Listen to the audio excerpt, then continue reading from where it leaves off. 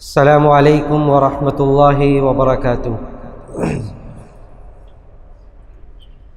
الحمد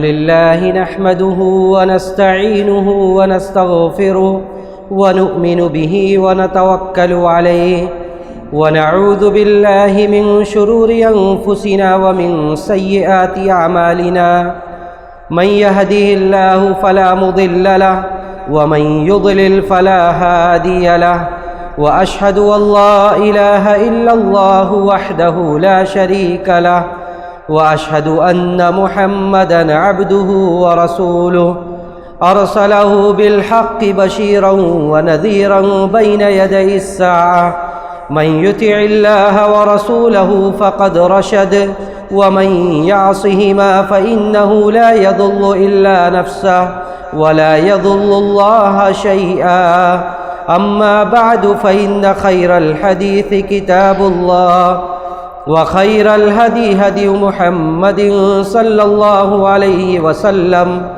وشر الأمور محدثاتها وكل محدثة بدعة وكل بدعة ضلالة وكل ضلالة في النار فأعوذ بالله السميع العليم من الشيطان الرجيم بسم الله الرحمن الرحيم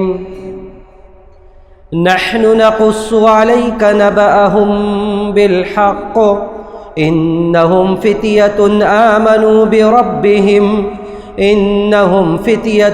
آمنوا بربهم وزدناهم هدى۔ محترم بزرگوں، نوجوان ساتھیوں، پردہ نشین ماؤں اور بہنوں، پیارے بچوں، ہم اور آپ اس بات سے بخوبی واقف ہیں کہ اللہ رب العزت والجلال نے اس روئے زمین پر انسانی زندگی کو مختلف مراحل میں تقسیم کیا ہے۔ ایک وہ وقت ہوتا ہے جب انسان اپنی ماں کے کوکھ سے جنم لیتا ہے، کمزوری، بے بسی، لاچاری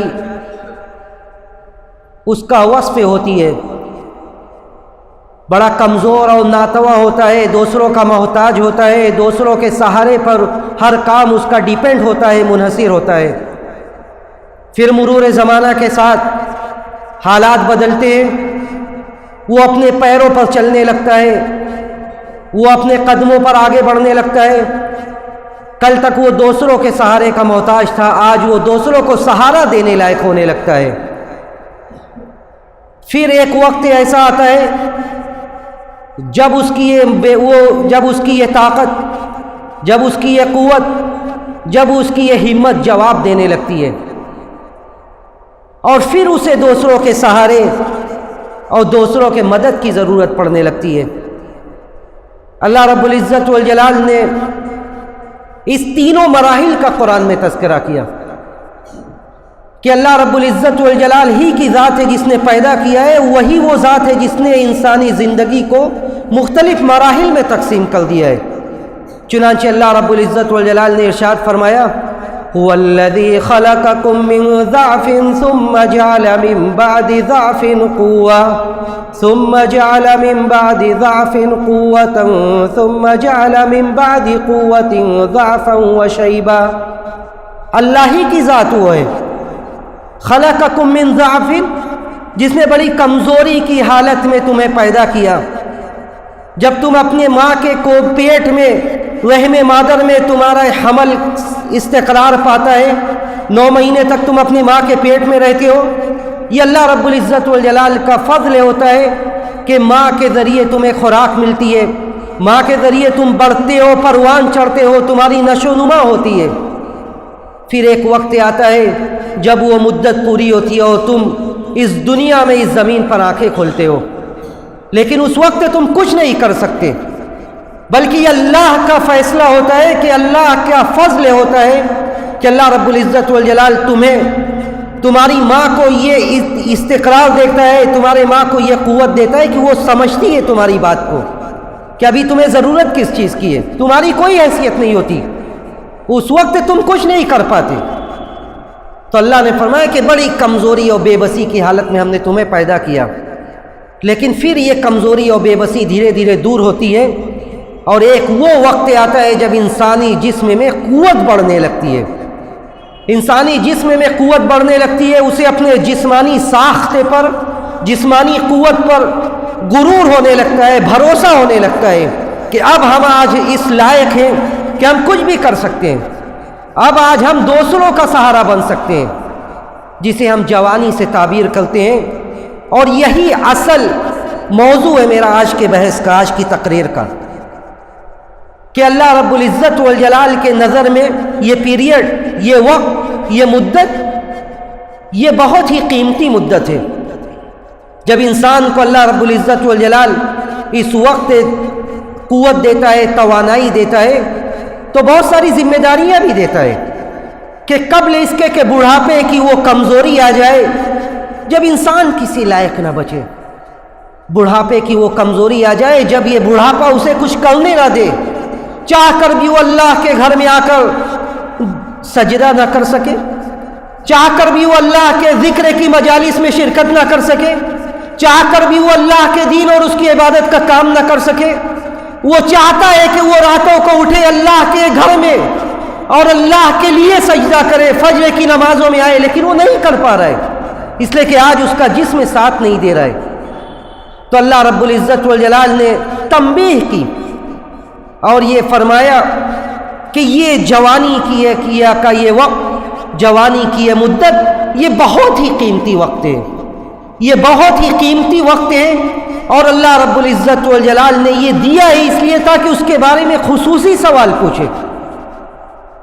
ایک حدیث دیکھتے امام ترمذی نے اپنے جامع میں ذکر کیا ہے کہ اللہ کے رسول صلی اللہ علیہ وسلم نے حشر کا نقشہ کھینچا کہ قیامت کے دن کچھ ایسے سوال ہوں گے جو سب کو جس کا جواب دینا ہوگا، ان سوالوں سے کسی کو مفر نہیں ہوگا، ان سوالوں سے کسی کو چھٹکارا نہیں ہوگا۔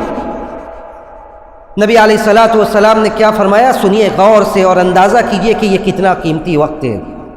آپ نے فرمایا لا تزول قدم ابن آدم یوم القیامت عند ربہ حتی یسأل عن خمس، قیامت کے دن اللہ رب العزت والجلال کے سامنے سے، اللہ سبحانہ و تعالیٰ کے آگے سے کوئی آدمی اس وقت تک آگے نہیں پڑھ سکتا حتی یسأل عن خمس، یہاں تک کہ وہ 5 سوالوں کا جواب دے، وہ 5 سوالوں کا جواب دے گا تبھی آگے کے مرحلے کے لیے اس سے سوال ہوگا۔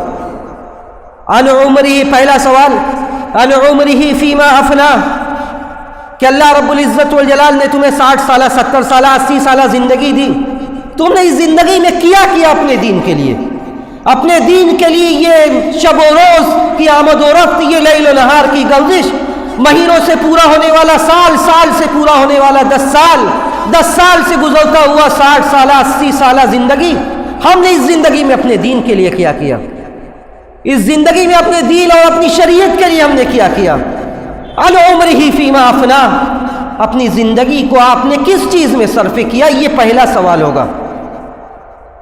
وعن شبابہ فیما ابلاہ، یہ جوانی، یہ قیمتی وقت، یہ مدت جب اس انسان اپنے جسم میں قوت و توانائی محسوس کرتا ہے، اس وقت تم نے کیا، جب آپ مضبوطی محسوس کر رہے ہیں اپنے جسم میں، جب آپ دنیا کمانے کے لیے ہر انسان کو پیچھے چھوڑنے کی کوشش میں، اس وقت آپ نے دین کے لیے کیا۔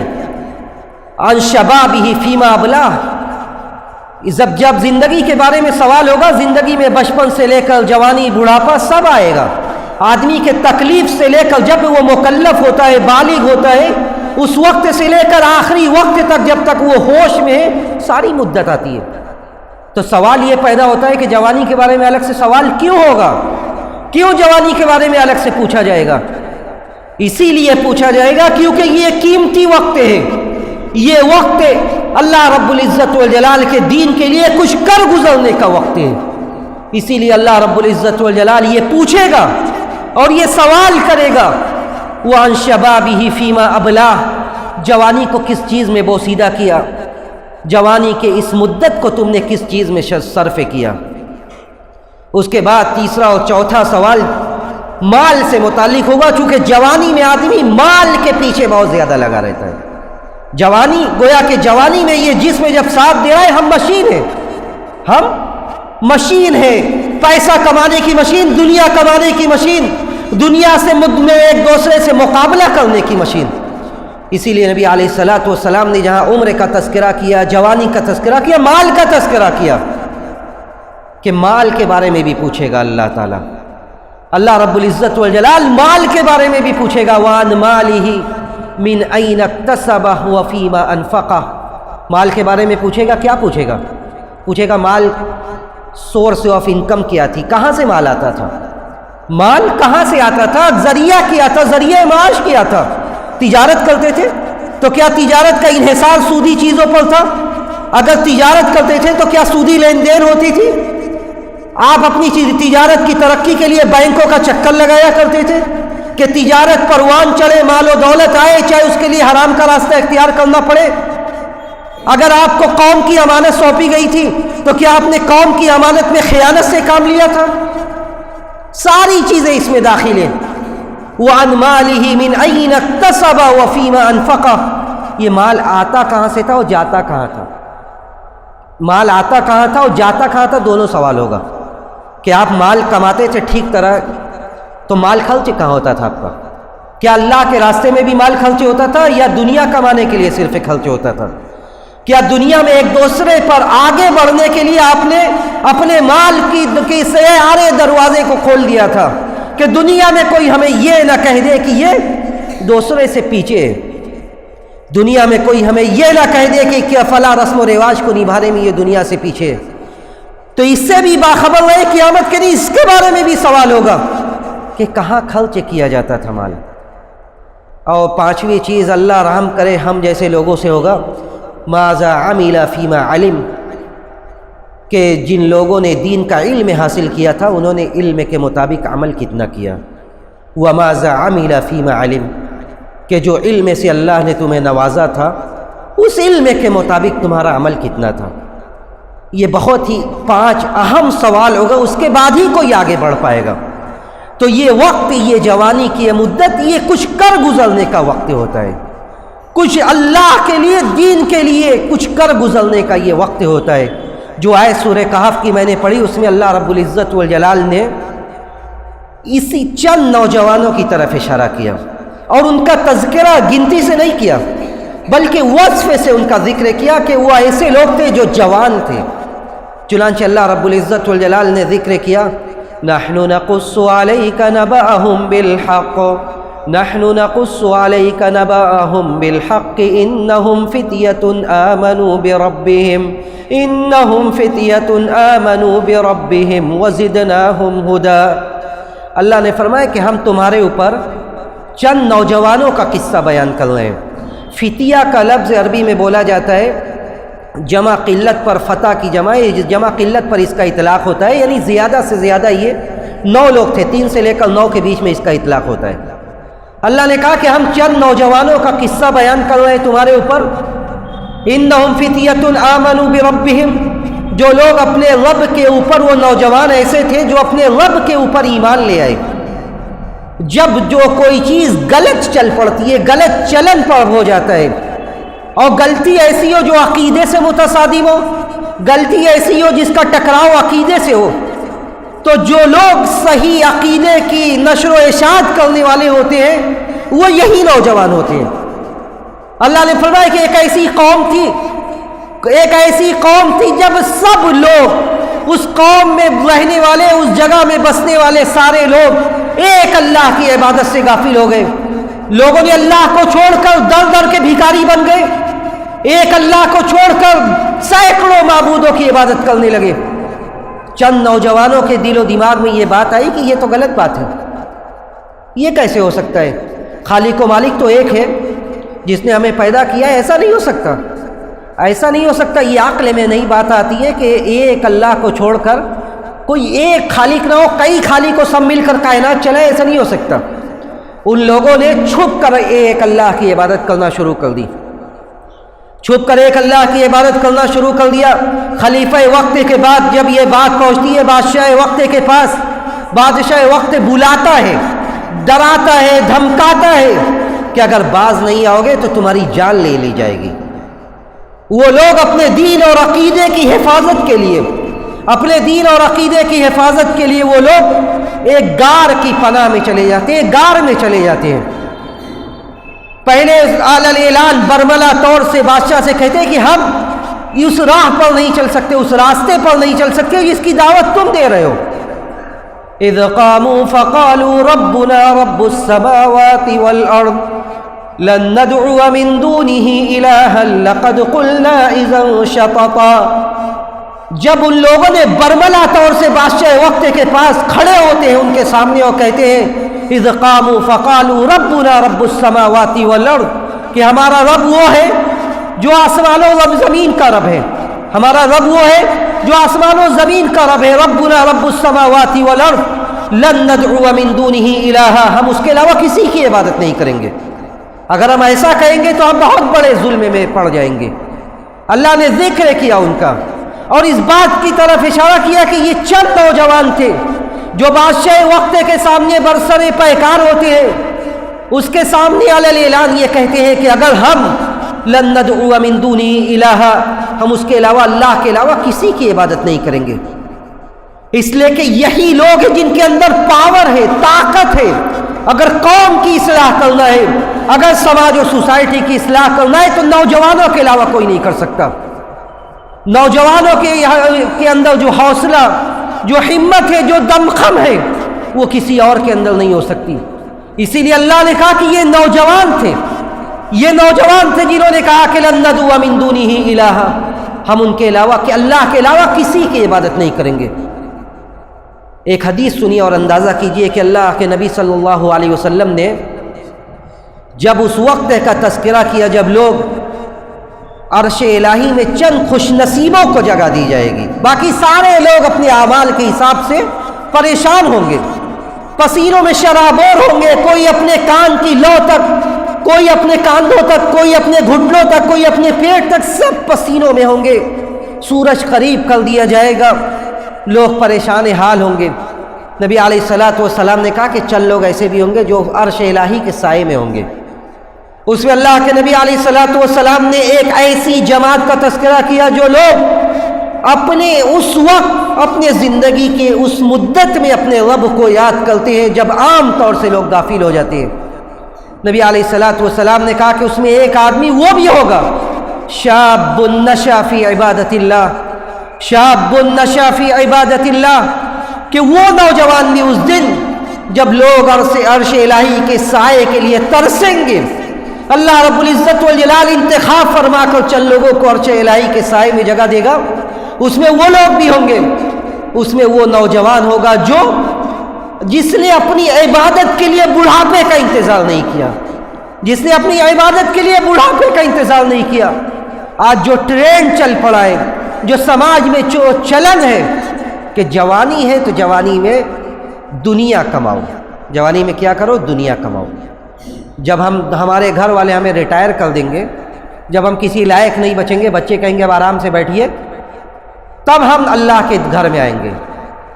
جب ہمیں ریٹائر کر دیا جائے گا تب ہم اپنے رب کو یاد کریں گے، اللہ کے یہاں، معاف کیجیے، اللہ کے یہاں اس عبادت کی جو اہمیت ہے جو آپ جوانی میں کر رہے ہیں، بڑھاپے میں کی گئی عبادت کی وہ اہمیت نہیں ہے۔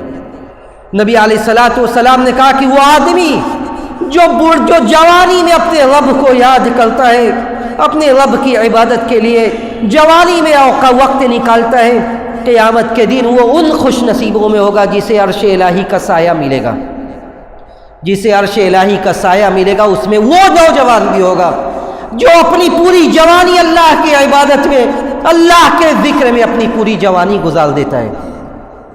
اس لیے یہ وقت وہ ہے جو وقت اپنے دین کے لیے لگانے کا وقت ہے، یہ وہ وقت ہے جو دین کے لیے کر گزرنے کا وقت ہے۔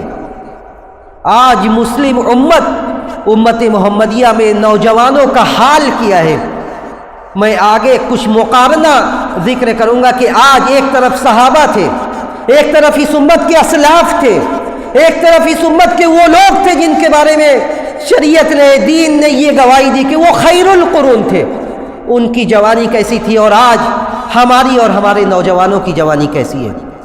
دین سے بیداری، دین سے دوری، دین کی بیسک معلومات کی عدم فراہمی، یہ ساری چیزیں پائی جاتی ہیں، یہ ساری چیزیں پائی جاتی ہیں۔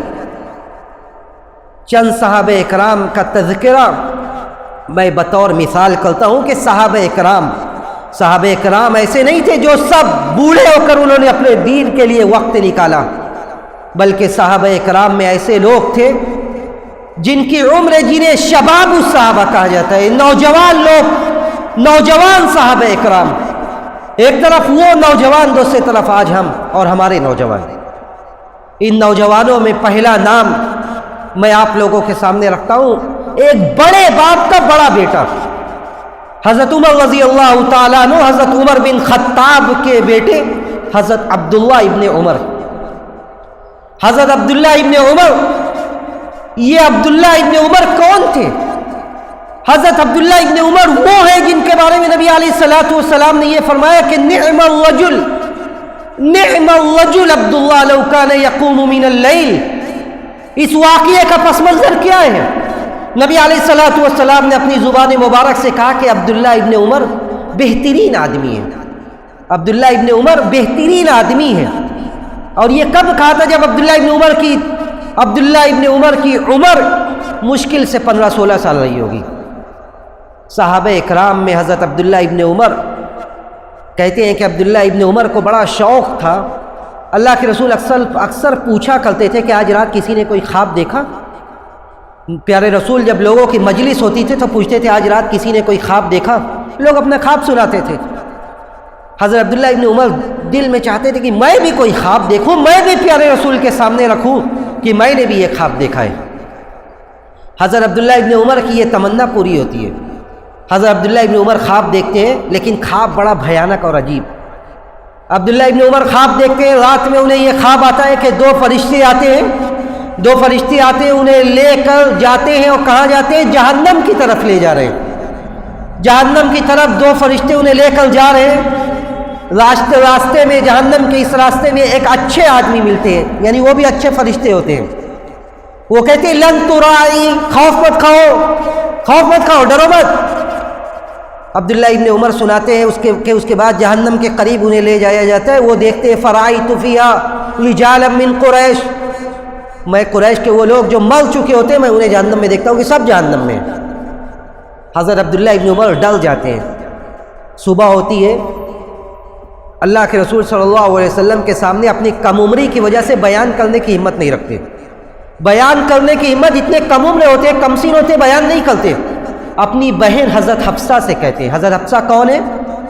آپ کی زوجہ محترمہ اور اس امت کی روحانی ماں ام المومنین حضرت حفصہ سے اپنا قصہ بیان کرتے ہیں، اپنا واقعہ بیان کرتے ہیں کہ میں نے رات میں یہ اور یہ خواب دیکھا۔ حضرت حفصہ اللہ کے رسول صلی اللہ علیہ وسلم سے بیان کرتی ہے کہ حضرت عبداللہ نے یہ اور یہ دیکھا ہے۔ اللہ کے رسول کہتے ہیں گھبراؤ مت۔ عبداللہ ابن عمر کو بشارت دیتے ہیں اس لفظ کے ذریعے، اور کہتے ہیں نعم الرجل عبداللہ لو کان یقوم من اللیل، کہ عبداللہ تو بہترین آدمی ہے، لو کان یقوم من اللیل، اگر وہ رات میں قیام اللیل کرے تو اور بہتر آدمی ہو جائیں گے، اگر وہ رات میں قیام اللیل کرے تو وہ اور بہتر آدمی ہو جائیں گے۔ یہ وقت تھا 15-16 سال کی عمر، اور ان کی زندگی میں اللہ رب العزت والجلال نے انہیں تقریباً 80 سالہ یا 80 سے زائد سالہ زندگی دی۔ ان کے شاگرد نافع گواہی دیتے ہیں کہ جب سے نبی علیہ الصلوۃ والسلام کی زبان مبارک سے عبداللہ ابن عمر نے یہ سنا کہ عبداللہ ابن عمر بہتر آدمی اس صورت میں جب وہ رات کو قیام اللیل کرے، فما ترک قیام اللیل ابدا، کہ عبداللہ ابن عمر نے اس کے بعد کبھی قیام اللیل ترک ہی نہیں کیا۔ اللہ اکبر۔ یہ عبداللہ ابن عمر تھے، یہ شباب الصحابہ میں سے تھے، یہ وہ نوجوان صحابہ میں سے تھے جس کے بارے میں نبی علیہ الصلوۃ والسلام نے کہا کہ نعم الرجل عبداللہ، بہترین آدمی ہے۔ نافع کہتے ہیں کہ ایک بات نبی علیہ الصلوۃ والسلام کی زبان مبارک سے نکل گئی، فما ترک قیام اللیل ابدا، اس کے بعد کبھی قیام اللیل کو چھوڑا ہی نہیں۔ لوگ پوچھتے تھے کہ عبداللہ ابن عمر کیا تھے عبداللہ ابن عمر کرتے کیا تھے گھر میں، ڈیلی روٹین کیا تھی، کیسے شب و روز گزرتی تھی؟ نافع ان کے شاگرد جو تھے تابعی میں سے ہے، نافع کہتے تھے الصلاۃ تلو الصلاۃ وبینہما القرآن، الصلاۃ تلو الصلاۃ وبینہما القرآن. یہ تھے عبداللہ ابن عمر. پے در پے نمازوں کے بیچ میں جو خالی وقت ملتا تھا تلاوت قرآن. سبحان اللہ کہ نمازوں پر نمازیں، فرض نمازیں، نفل نمازیں، جو نمازوں کے بیچ میں وقت ملتا تھا وہ اس میں تلاوت قرآن. یہ تھے عبداللہ ابن عمر. فکر آخرت ایسی کہ جب نبی علیہ الصلوۃ والسلام ان سے یہ کہتے کہ اے عبداللہ کن فی الدنیا کأنک غریب، دنیا میں دل مت لگانا، دنیا میں اپنا دل مت لگانا. یہ اس دنیا میں اس طرح رہو گویا کہ پردیسی ہو تم. آج تم ہو کل تم نہیں رہو گے. یہ چند سالہ زندگی ہے، اس کے بعد تمہاری آنکھیں بند ہو جائے گی، اس لیے اس سے دل مت لگانا. حضرت عبداللہ ابن عمر جب حدیث بیان کرتے تھے، یہ تھے عبداللہ ابن عمر، تو کہتے تھے اذا اصبحت فلا تنتظر المساء واذا امسیت فلا تنتظر الصباح. جب صبح ہو جائے تو اگلی شام کا انتظار مت کرنا، جب صبح ہو جائے تو اگلی شام کا انتظار مت کرنا، جب شام ہو جائے تو اگلی صبح کا انتظار مت کرنا. یہ تھے عبداللہ ابن عمر. یہ تھی آخرت کی فکر، یہ تھی جوانی کے عالم میں اللہ رب العزت والجلال کی رضا، اس کے دین کے لیے عمل کرنے کا جذبہ. یہ عبداللہ ابن عمر 14 سالہ نوجوان خود گواہی دیتے. عبداللہ ابن عمر صحیحین کی روایت ہے، کہتے ورثت علی النبی صلی اللہ علیہ وسلم یوم احد، مجھے اللہ کے نبی کے اوپر پیش کیا گیا احد کے دن مجھے اللہ کے رسول کے سامنے حاضر کیا گیا. اللہ کے رسول احد کے دن ان لوگوں کو لیتے تھے جو بالغ تھے، جو لینے لائق تھے، جنگ میں جو کچھ کر سکتے تھے. لیکن عبداللہ ابن عمر کے اندر جو جوش تھا، جو جذبہ تھا، عبداللہ ابن عمر بھی آتے اللہ کے رسول کے سامنے کہ شاید مجھے بھی لے لیا جائے. اللہ کے رسول کہتے کہ ابھی نہیں، ابھی آپ لینے لائق نہیں ہیں. لیکن یہ جنون، یہ جذبہ کس چیز کا ہے؟ یہ جنون اور یہ جذبہ کس چیز کا ہے؟ کس لیے آ کر ایک 14 سالہ نوجوان یہ کہہ رہا ہے کہ مجھے بھی جنگ میں شامل ہونے کا موقع دیا جائے؟ یہ دین کا جذبہ ہے، یہ شریعت پر عمل کرنے کا جذبہ ہے، دین کے لیے مر مٹنے کا جذبہ ہے. یہ عبداللہ ابن عمر تھے.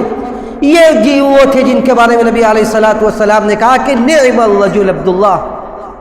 اور آپ یہ اس بات کا یقین رکھیے اور آپ سیرت کا مطالعہ کیجیے کہ اسلام جب آگے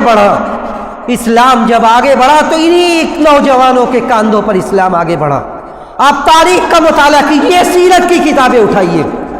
جن لوگوں کو نبی علیہ الصلوۃ والسلام کی مدد کے لیے، آپ کی نصرت کے لیے، دین کو آگے بڑھانے کے لیے اختیار کیا گیا، وہ سب کے سب جوان تھے. حضرت ابو بکر جنہیں صحابہ اکرام شیخ کہتے تھے، حضرت ابو بکر کی عمر کتنی تھی؟ حضرت ابو بکر کی عمر نبوت کے وقت جب اللہ کے رسول کو نبی بنایا کہ صرف 37 سال تھے. صرف 37 سال تھے. یہ ابتدائے وہلہ میں یہ لوگ اسلام لانے والے تھے. حضرت علی کی عمر کتنی تھی؟ 14 سال یا 16 سال تھی. حضرت بلال کی عمر کتنی تھی؟ 18 سال تھی.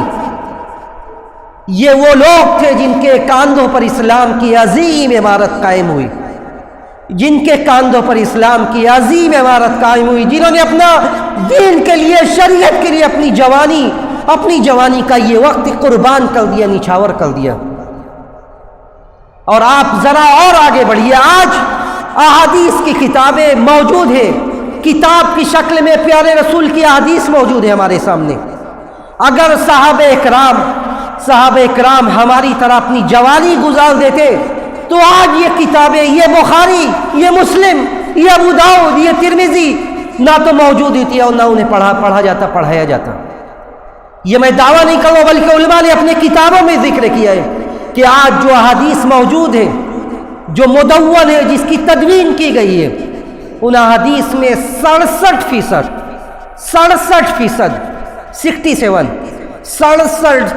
احادیث کا دار و مدار ان 7 صحابہ اکرام پر ہے. 67% احادیث کا دار و مدار 7 صحابہ اکرام پر ہے، جو سب کے سب جوان تھے، جو 1000 سے زائد احادیث کو روایت کرنے والے ہیں. ان میں 3 مہاجرین میں سے تھے، 3 مہاجرین میں سے تھے 4 انصار، جس میں حضرت عبداللہ ابن عمر، حضرت عائشہ، حضرت ابو ہریرہ، حضرت انس بن مالک، حضرت جابر ابن عبداللہ، حضرت ابو سعید خدری، ان جیسے جوانوں نے اپنی زندگی احادیث کے لیے وقف کر دی۔ اور لوگوں نے کیسے اپنی اولاد کی تربیت کی، اس کا بھی اندازہ کیجیے۔ جب حضرت عمر رضی اللہ تعالیٰ عنہ ہجرت کر کے مدینہ گئے، اپنے بیٹے کو صحابہ اکرام کے ساتھ لگایا، عبداللہ کو صحابہ اکرام کے ساتھ اصحاب صفہ کے ساتھ لگایا۔ عبداللہ ابن عمر، صحیح بخاری کی روایت ہے، عبداللہ ابن عمر کہتے ہیں کہ میں مسجد نبوی میں سوتا تھا، اس لیے سوتا تھا تاکہ حضرت عمر نے یہ سوچ کر لگایا تھا کہ صحابہ اکرام کے ساتھ رہیں، بڑے بڑے صحابہ کے ساتھ رہیں، دین سیکھیں۔ دین سیکھا، 1000 سے زائد روایات کو نقل کیا، پہنچایا آگے تک۔ مدینہ میں انصار سے سیکھا، مدینہ میں بڑے بڑے انصار نے حدیث کو روایت کیا، آگے تک پہنچایا۔ تو یہ 7 ایسے صحابہ اکرام تھے جن کے کاندھوں پر 67%، تقریباً 70% حدیث کا دار و مدار ہے۔ یہ صحابہ اکرام تھے، یہ نوجوان تھے۔ اس میں صرف مرد نہیں تھے بلکہ عورتیں بھی تھیں۔ اما عائشہ رضی اللہ تعالیٰ عنہ، حضرت عائشہ رضی اللہ تعالیٰ عنہ، نبی علیہ الصلوۃ والسلام سے آپ کا نکاح ہوتا ہے اور کم عمری میں ہی آپ بیوہ ہو جاتی ہیں۔ کم عمری میں ہی آپ بیوہ ہو جاتی ہیں۔ کتنی عمریں تھی آپ کی؟ آپ کی عمر کتنی تھی جب آپ بیوہ ہوئی؟ صرف اور صرف 18 سال۔ 18 سال کی عمر میں اما عائشہ بیوہ ہو جاتی ہیں۔ پوری زندگی اس کے بعد دین کی خدمت، دین کی نشر و اشاعت کے لیے وقف کر دیتی ہے۔ مسروق یہ گواہی دیتے ہیں، تابعی مسروق یہ گواہی دیتے ہیں، کان کبار الصحابہ یسالون عائشہ عن المیراث، کہ بڑے بڑے صحابہ اکرام حضرت عائشہ کے پاس آتے تھے، آ کر میراث کے متعلق سوال پوچھتے تھے۔ یہ عائشہ تھی، 18 سال کی عمر میں بیوہ ہو جاتی ہے، دین کے لیے، شریعت کے لیے سب کچھ وقف کر دیتی ہے۔ یہ 18 سال کی جوان عورت، یہ فاطمہ نبی کی بیٹی، آپ نے بارہا یہ سنا ہوگا کہ نبی کی بیٹی فاطمہ یہ جنت میں عورتوں کی سردار تھی، یہ جنت میں عورتوں کی سردار ہے۔ لیکن کیا کبھی آپ نے یہ سوچا، آپ کے دماغ میں یہ بات آئی کہ سرداری کے لیے اللہ نے کتنے سالہ زندگی کا موقع دیا تھا؟ کتنی سالہ زندگی آپ کو اس دنیا میں ملی؟ حضرت فاطمہ رضی اللہ تعالیٰ عنہ کے بارے میں نبی علیہ الصلوۃ والسلام کہتے ہیں کہ فاطمہ سیدۃ نساء اہل الجنہ، فاطمہ یہ جنت میں عورتوں کی سردار ہے۔ اور فاطمہ کی وفات ہوتی ہے تو وفات کے وقت ان کی عمر کتنی ہوتی ہے؟ صرف اور صرف 25 سالہ عمریں ہوتی ہے، صرف اور صرف 25 سالہ عمریں ہوتی ہے۔ 25 سالہ عمرے میں ایک عورت کا، ایک لڑکی اس دنیا سے جاتی ہے، اور اس کے بارے میں نبی علیہ الصلوۃ والسلام یہ کہتے ہیں کہ سیدۃ نساء اہل الجنہ۔ بزرگوں اور دوستوں، نوجوانوں، 25 سالہ زندگی میں ایسا عمل کیا تھا جس عمل کے بنیاد پر نبی کی بیٹی ہونے سے یہ مقام صرف نہیں ملا ہے، نبی کی بیٹی ہونے سے یہ مقام نہیں ملا ہے، بلکہ بھی ایمان ہی وقر فی قلبہا، بلکہ اس ایمان سے یہ رتبہ اور مقام ملا ہے جو ان کے دل کے اندر تھا۔ 25 سالہ زندگی میں وفات ہوتی ہے، اور اس سے کئی سال پہلے نبی علیہ الصلوۃ والسلام یہ گواہی دیتے ہیں کہ یہ تو جنت میں عورتوں کی سردار ہوں گی۔ یہ صحابہ اکرام، یہ صحابیات تھی۔ اللہ کے رسول صلی اللہ علیہ وسلم نے جن کے بارے میں یہ کہا کہ یہ جنت میں عورتوں کی سردار ہیں، یہ صحابہ اکرام کی سوچ تھی، صحابہ اکرام کا جذبہ تھا۔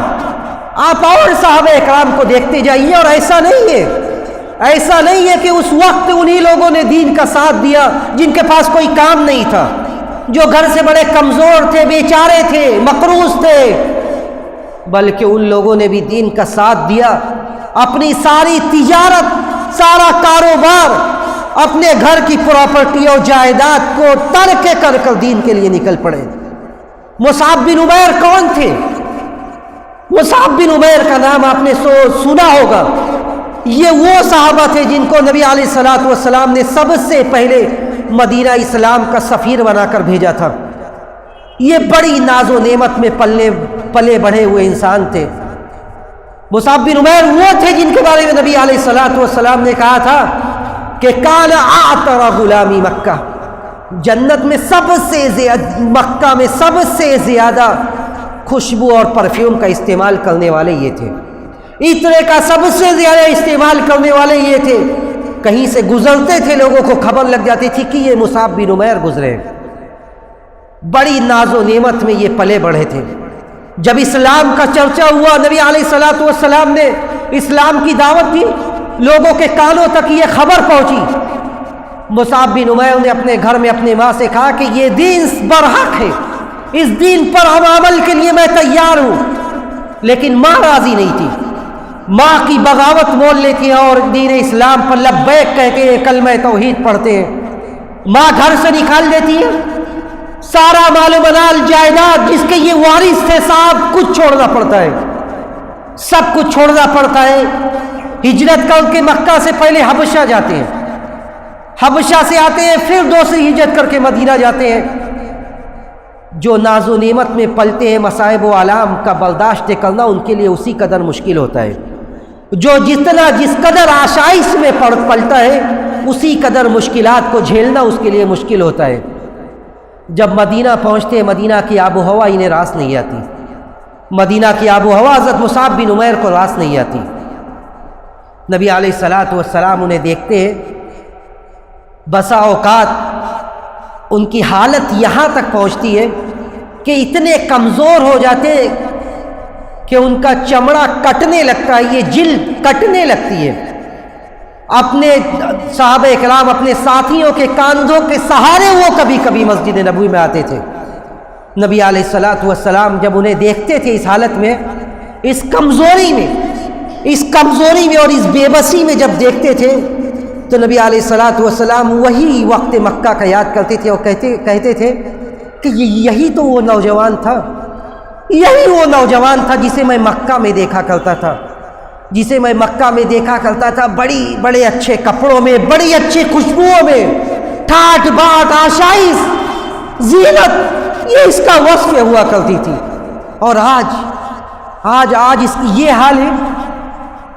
اس کے بعد اسی پر بس نہیں، ایسا نہیں کہ حالات سے سمجھوتا کر لیتے ہیں، پیچھے ہٹ جاتے ہیں، بلکہ دین کا ساتھ دیتے ہیں۔ اور یہاں تک معاملہ پہنچتا ہے کہ غزوہ احد میں جب مسلمانوں کے اوپر مشکل وقت آتا ہے، مسلمانوں کی صف میں کھلبلی مچ جاتی ہے، لوگ پیچھے ہٹنے لگتے ہیں۔ اس کے بعد 70 صحابہ اکرام کی شہادت ہوتی ہے۔ نبی علیہ الصلوۃ والسلام جنگ کے بعد دیکھتے ہیں اس میں حضرت مصعب بن عمیر بھی ہوتے ہیں۔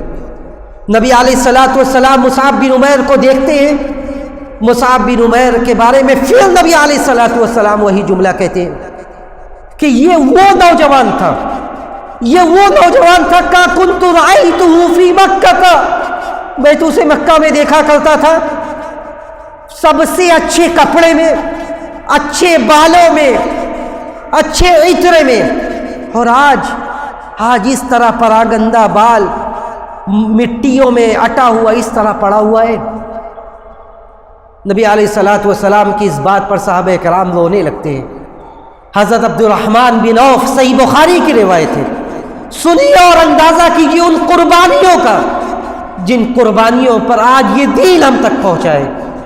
حضرت عبد الرحمن بن عوف جو پیسے والے صحابہ تھے، حضرت عبد الرحمن بن عوف یاد کرتے حضرت مصعب بن عمیر کو، کہتے تھے کہ قتل مصعب بن عمیر وهو افضل مني ولم يوجد له ما يكفن فيه اما ازار واما رداء، کہ مصعب بن عمیر کی شہادت اس وقت عمل میں آئی، اس وقت وہ شہید کیے گئے کہ مسلمانوں کی حالت یہ تھی کہ 2 کفن نہیں مل سکا صحیح سے، ما یوجد له ما يكفن فيه، 2 کفن صحیح سے نہیں مل سکا، اما ازار و اما رداء، اگر نیچے کا کپڑا رکھا جائے تو اوپر کا نہیں تھا، اگر اوپر کا رکھا جائے تو نیچے کا نہیں تھا۔ ان غطی راسہ بدت رجلا، اگر سر ڈھاکا جاتا تھا تو پیر کھل جاتا تھا، اور پیر ڈھاکا جاتا تھا تو سر کھل جاتا تھا۔ یہ مصعب بن عمیر تھے جنہوں نے دین کے لیے، شریعت کے لیے سب کچھ چھوڑ دیا، یہاں تک کہ 2 کفن صحیح سے نہیں مل سکا۔ صحابہ اکرام کی تربیت، صحابہ اکرام کی نشو و نما اسی بنیاد پر ہوئی تھی، اسی جذبے پر ہوئی تھی۔ آج آپ اور ہم سن رہے ہیں، ہفتہ بھر سے سن رہے ہیں، ایک ویڈیو وائرل ہوا،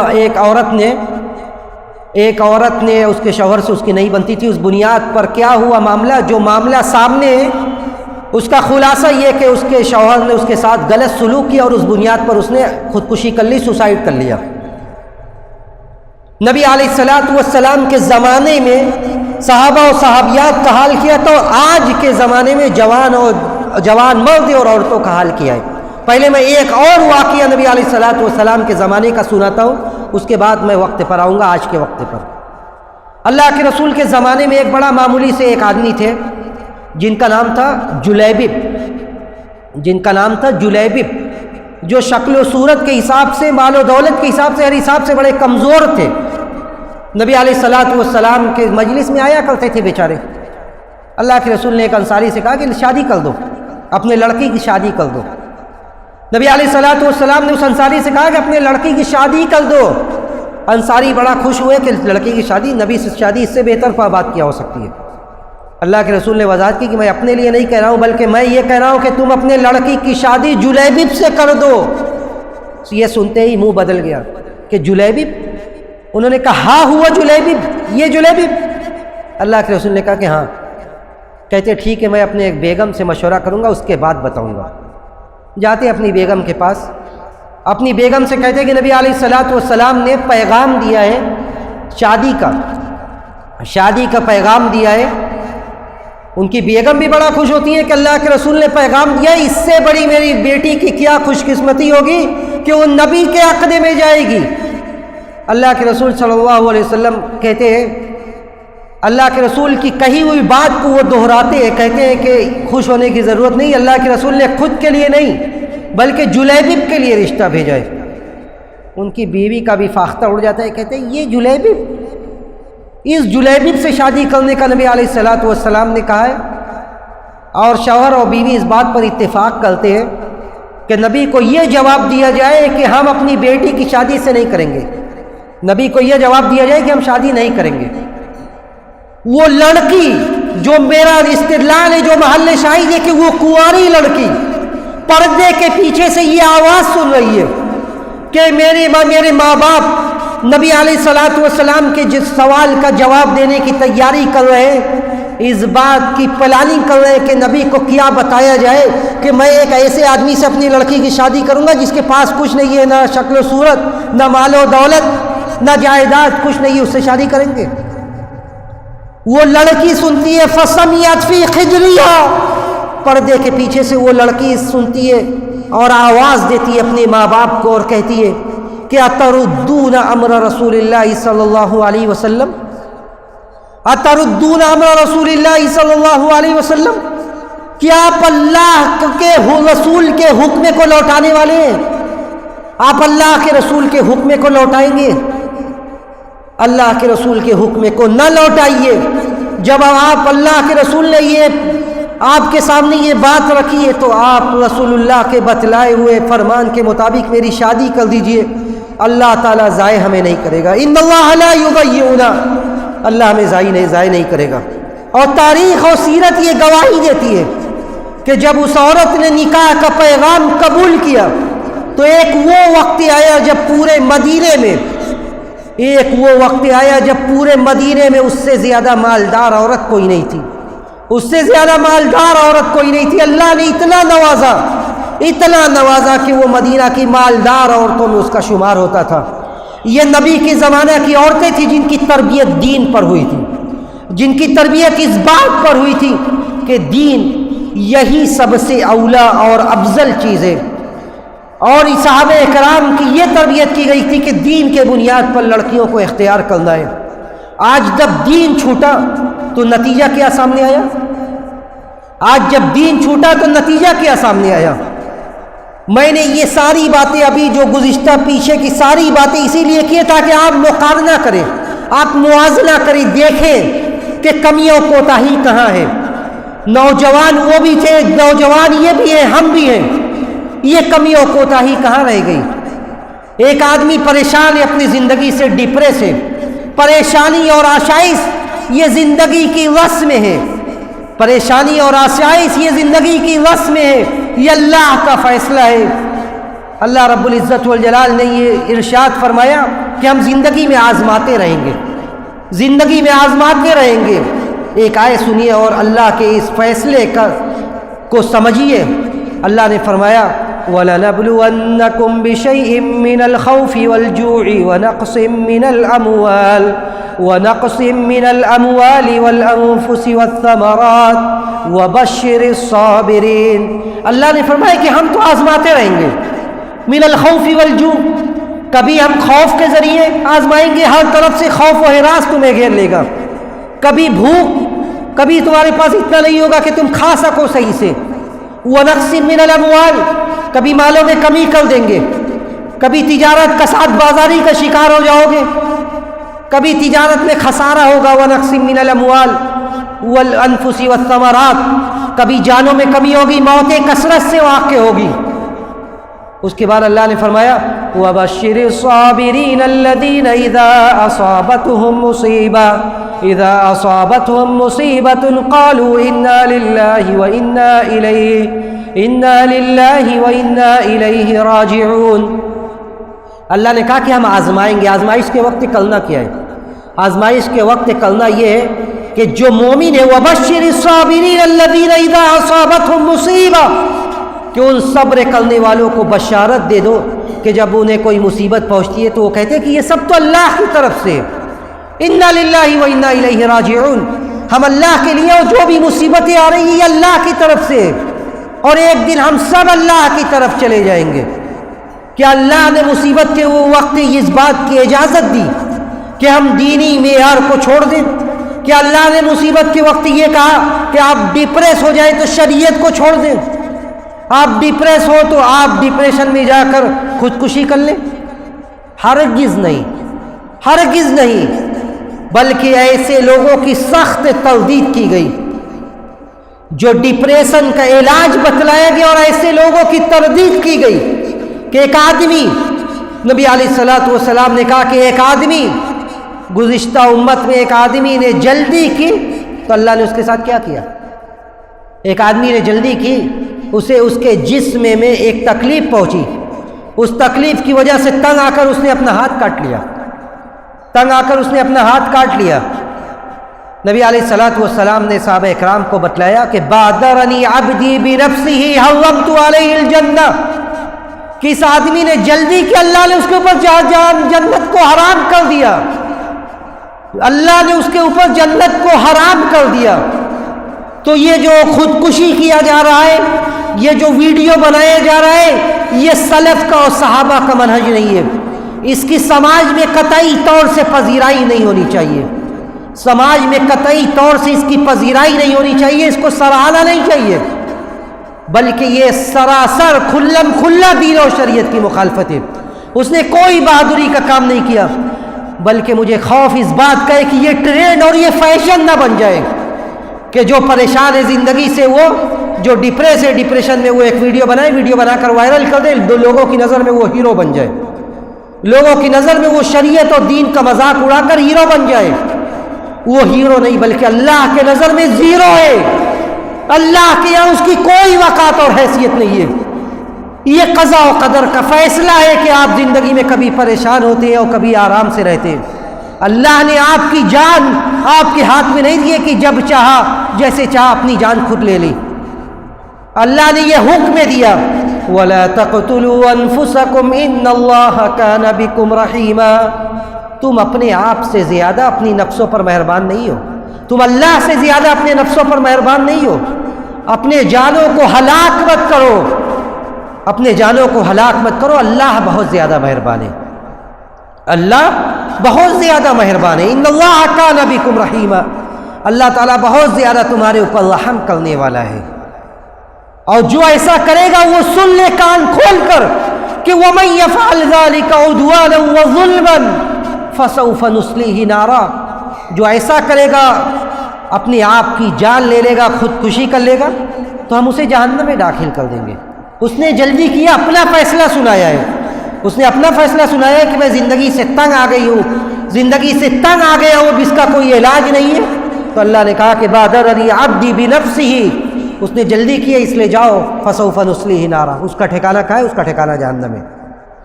وکان ذلک علی اللہ یسیرا، یہ ہمارے لیے وہ ہم اس کے لیے سمپیتھی رکھ سکتے ہیں، ہمارے دل میں اس کے لیے نرم گوشہ ہو سکتا ہے، لیکن اللہ پر اس کو عذاب دینا اور جہنم میں ڈالنا یہ بہت آسان بات ہے۔ اس نے اللہ کے دین اور شریعت کا مذاق اڑایا ہے۔ اللہ نے یہ کہا کہ آپ انسان کی جان اس کا ذمہ دار اللہ ہے، اللہ نے تمہیں جان دے دیا، اور ایک وقت ایسا آئے گا جب اللہ سبحانہ و تعالیٰ تمہارے جان کے خاتمے کا فیصلہ کرے گا۔ تو ایسا عمل سماج میں قطعی طور سے پذیرائی کا مستحق نہیں ہے، قطعی طور سے یہ آئیڈیل نہیں ہے، بلکہ یہ ایسا عمل ہے، آپ حیرت اور افسوس کیجئے اور مقارنہ کیجئے کہ ہمارا سماج کہاں جا رہا ہے۔ اس کا آڈیو وائرل ہوتا ہے، وہ اپنے باپ سے بات کرتی ہے، اپنے والد سے بات کرتی ہے، اس کے والد اسے دعائی دیتے ہیں، کہتے ہیں کہ بیٹی تمہارا نام میں نے کیا نام رکھا ہے، تمہارا نام میں نے عائشہ رکھا ہے، اماں عائشہ کے نام پر میں نے تمہارا نام رکھا ہے، تم ایسا کام مت کرنا۔ وہ ساری دعائی کو پیچھے چھوڑتی ہے، اپنے باپ کی ساری التجا کو چھوڑتی ہے، اور اس کے بعد بھی خودکشی کر لیتی ہے، آتم ہتیا کر لیتی ہے۔ یہ اندازہ کیجئے کہ نہ تو باپ کو یہ پتہ ہے، باپ یہ کہتا ہے کہ میں تمہیں اماں عائشہ کا واسطہ دیتا ہوں، اماں عائشہ کی قسم دلاتا ہوں تم خودکشی مت کرنا، اسے یہ نہیں پتا کہ اماں عائشہ کی قسم دلانا غلط ہے، اور اسے یہ نہیں پتا کہ یہ جو کود کر وقتی طور سے راحت اور سکون حاصل کر رہی ہے، قیامت میں ہمیشہ ہمیش کے لیے یہ کودتی رہے گی، ہمیشہ ہمیش کے لیے جس کود کر اس نے جان دیا ہے ہمیشہ ہمیش کے لیے کودتی رہے گی۔ یہ میں نہیں کہہ رہا ہوں، نبی علیہ الصلوۃ والسلام نے حدیث میں فرمایا کہ من تردى من جبل فقتل نفسه، کہ جو آدمی پہاڑ سے کودے گا، کود کر جان دے گا، تو قیامت میں اس کو عذاب یہی دیا جائے گا کہ ہمیشہ کودتا رہے گا، ہمیشہ وہ کودتا رہے گا، ہمیشہ وہ کودتی رہے گی۔ کوئی آدمی زہر پی کر اپنی جان لے لیتا ہے، نبی علیہ الصلوۃ والسلام نے کہا کہ قیامت میں جہنم میں اس کے بارے میں فیصلہ ہوگا کہ ہمیشہ زہر پیتا رہے گا۔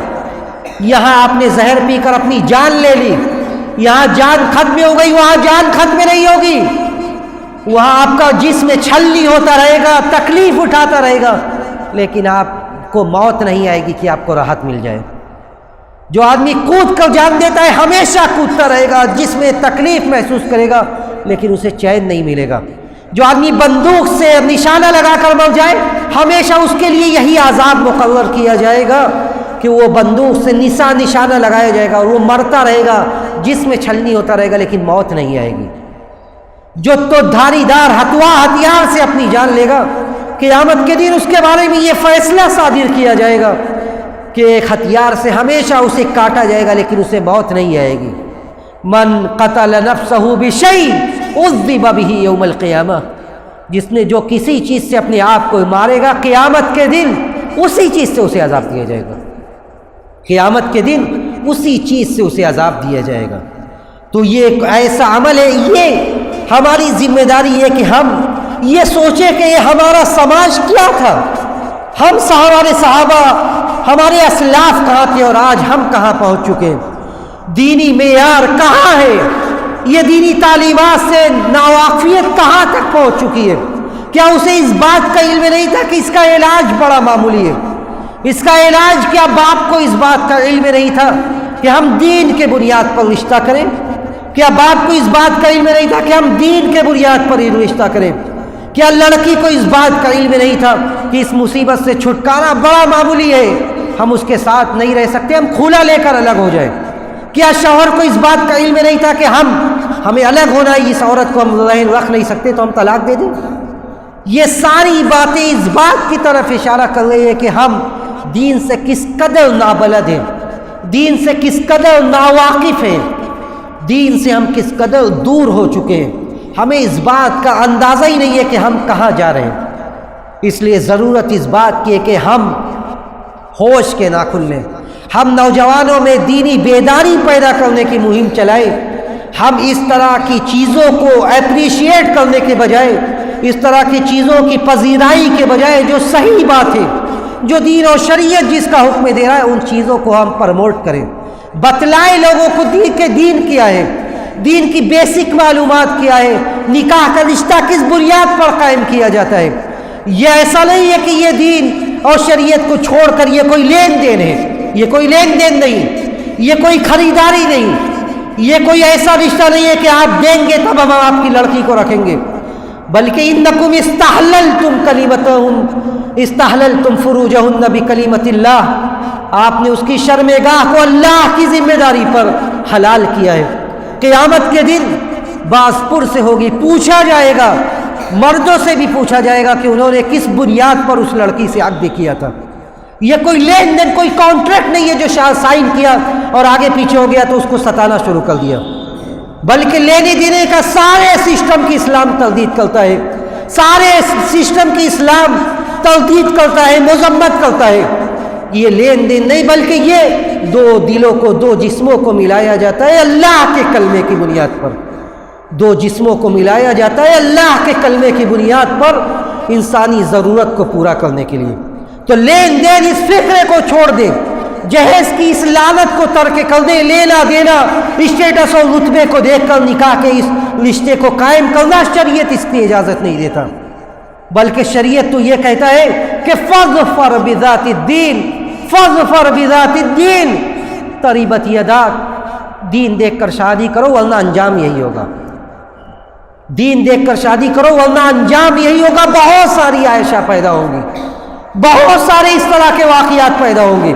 اگر دین اور شریعت کی بنیاد پر رشتہ نہیں ہوا تو مرد بھی ظلم کریں گے، عورتیں بھی اپنے حقوق میں کوتا ہوں گی، اور بہت ساری خرابیاں پیدا ہوں گی۔ اذا جاءکم من ترضون دینہ وخلقہ فزوجوہ الا تفعلوہ تکن فتنۃ فی الارض۔ آپ یہ سن لیں اور یہ سوچ لیں اور یہ سمجھ لیں کہ اگر ابھی بھی ہم دین کو، شریعت کو، دین کو اپنے سماج میں رائج نہیں کریں گے، دین کی بنیاد پر رشتہ نہیں کریں گے، جب دیندار رشتہ آئے گا اس کے بعد بھی بیٹھ کر سوچیں گے تکن فتنۃ فی الارض، تو اس کے بعد بہت بڑا فتنہ ہوگا۔ یہ تو ہم معمولی ٹریلر دیکھ رہے ہیں، معمولی اس کی یہ اشارہ ہے، ابھی آگے کیا ہوگا، سماج و سوسائٹی کہاں پہنچے گی اس کا اندازہ ہمیں نہیں ہے۔ نبی علیہ الصلوۃ والسلام نے کہا کہ تکن فتنۃ فی الارض، زمین فتنہ و فساد کی آماج گاہ بن جائے گی، فتنہ و فساد کی آماج گاہ بن جائے گی، بڑا فتنہ ہوگا جس کا ہمیں اندازہ نہیں ہے، اس لیے کہ ہم نے دین کو چھوڑ دیا، ہم نے شریعت کو چھوڑ دیا۔ اور نبی علیہ الصلوۃ والسلام نے یہی کہا تھا کہ فاظفر بذات الدین تریبت یداک، اگر دین کے بنیاد پر رشتہ نہیں ہوگا تو خاک آلود ہو جاؤ گے، پریشان رہو گے ہمیشہ، اور یہ سماج ہمیشہ فتنہ و فساد کا شکار رہے گا۔ تو ضرورت اس بات کی کہ ہم دینی بیداری پیدا کرنے کی مہم چلائیں، دینی بیداری پیدا کریں۔ نوجوان، یہ جوانی، یہ عبادت کا وقت ہے، جوانی یہ اللہ سے قریب ہونے کا وقت ہے۔ اگر ہم نے جوانوں میں اصلاح کی روح پھونک دی، اصلاح کی مہم چلا دی، تو پوری امت، پورا سماج اصلاح کے راہ پر گامزن ہو جائے گا، اور ایک نئی امت، جس امت میں اللہ اور اس کے رسول کے دین سے محبت، جس امت میں اللہ اور اس کے رسول کے لیے مر مٹنے کا جذبہ ہوگا۔ میں انہی باتوں پر بات اپنی ختم کرتے ہوئے اللہ رب العزت والجلال سے یہ دعا کرتا ہوں کہ بار الہ تو ہمارے نوجوانوں کی اصلاح فرما دے، ہمارے بوڑھوں کی اصلاح فرما دے، ہمارے بچوں کی اصلاح فرما دے، ہم سب کو دین پر عمل پیرا کر دے، ہم سب کو دین پر چلنے والا بنا دے۔ بار الہ ہم نے جو باتیں کہی ان باتوں پر کہنے والوں کو، سننے والوں کو، سارے لوگوں کو عمل کی توفیق نصیب فرما دے۔ ہم میں جو بیمار ہیں تو انہیں ان کی بیماری سے شفائے کامل عاجل عطا فرما، جو اس دنیا سے جا چکے ہیں بار الہ تو ان کی مغفرت فرما دے، ان کے قبروں کو جنت کی کیاری بنا دے۔ بار الہ جو بے روزگار ہیں تو انہیں برسر روزگار کر دے، جو پریشان حال ہے تو ان کی پریشانی کو دور کر دے۔ جو اس دنیا میں اس روئے زمین پر کہیں بھی دشمنوں کے نرغے میں پھنسے ہوئے بار الہ تو غیب سے ان کی مدد فرما دے، ان کے نکلنے کی سبیل پیدا کر دے۔ ہم میں جو بے روزگار ہیں تو انہیں برسر روزگار کر دے۔ جب ہمارا اس جہان فانی سے جانے کا وقت آئے، اس دنیا سے سانسوں کے ڈور کے ٹوٹنے کا وقت آئے، تو ہمیں اس بات کی توفیق دے کہ ہمارے زبان سے نکلنے والا آخری کلمہ